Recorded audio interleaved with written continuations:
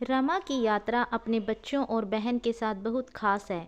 यह कहानी हमें दिखाती है कि कैसे रमा हमेशा अपने परिवार के लिए बलिदान करती है। वह अपने परिवार की भलाई के लिए हमेशा तत्पर रहती है, जैसे एक प्यारी माँ। एक ठंडी रात थी और पूरे परिवार को कंबल की कमी से बहुत कठिनाइयों का सामना करना पड़ा। यह समय हमें बताता है कि जब मुश्किलें बढ़ती हैं तो परिवार का महत्व और भी बढ़ जाता है। रवि को अपनी नौकरी और परिवार की जिम्मेदारियों का बोझ बहुत भारी लगता है।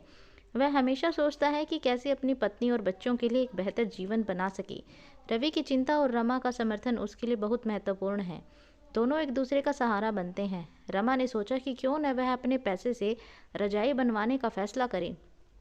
रवि ने एक चाय की दुकान खोलने का विचार मन में आया। इससे उसे एक नई शुरुआत करने का मौका मिला। साथ ही रमा ने रजाई बेचने की योजना भी बनाई। रमा की रजाई बनाने की कला ने उन्हें एक महत्वपूर्ण व्यवसाय का विचार दिया। यह उनकी आर्थिक स्थिति सुधारने का एक शानदार तरीका बन सकता है, जैसे जादुई समाधान हो। रमा और उसकी बेटी दिव्या ने मिलकर रजाई बनाने का काम शुरू किया। उनकी मेहनत से काम जल्दी पूरा हुआ और यह हमेशा परिवार को एकजुट करने का एक सुंदर तरीका बन जाता है। रवि की मेहनत और रजाइयों की सुंदरता ने उन्हें जल्दी ही बेचने में मदद की। इससे रवि को आत्मविश्वास मिला और उसने और रजाइयाँ बनाने का निर्णय लिया। रामू की कहानी हमें एक गरीब मजदूर की मेहनत और परिवार की चिंता के बारे में बताती है।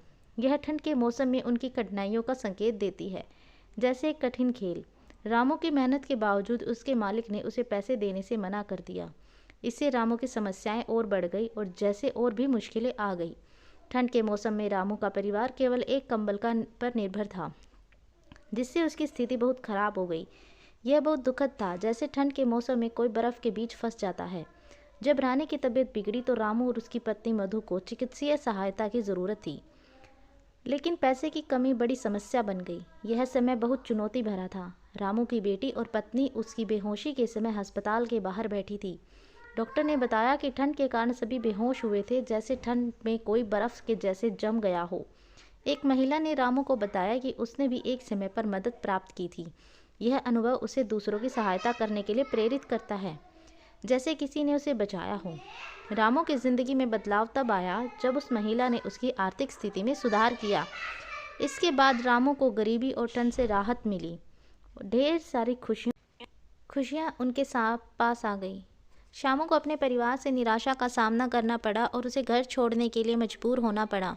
यह उनके लिए एक महत्वपूर्ण मोड़ था, जैसे जीवन में एक नया अध्याय शुरू हो रहा हो।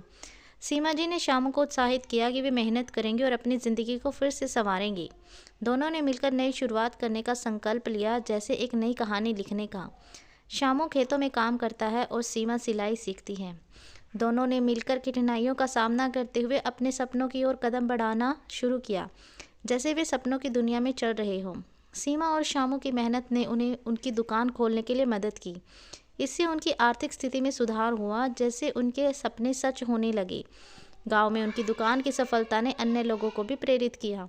उनकी मेहनत की सराहना होने लगी, जैसे सबको पता चल गया कि मेहनत का फल मीठा होता है।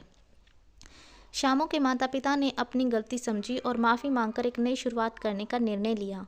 यह उनके लिए एक नई कहानी का आरंभ था, जैसे एक नई यात्रा शुरू हो रही हो। आपको ये कहानी कैसी लगी, कमेंट करके हमें ज़रूर बताएं। चैनल को लाइक, शेयर और सब्सक्राइब भी ज़रूर कीजिए। Thank you so much guys.